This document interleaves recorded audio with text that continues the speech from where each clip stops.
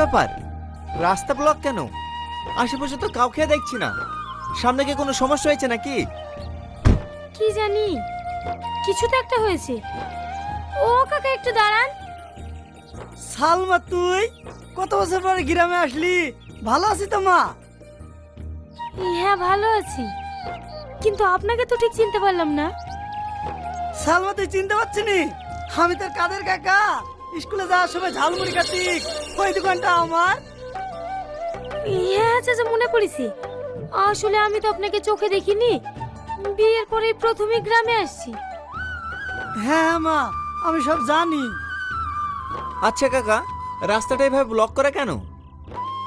এই বর্ষায় যেভাবে পানি বেড়েছে, যে পাশে সাঁকোটা ছিল না, ওটা পানির তলায় ডুবে গেছে। পানি নিচে তলিয়ে গেছে? তাহলে আপনারা যাতায়াত করেন কিভাবে?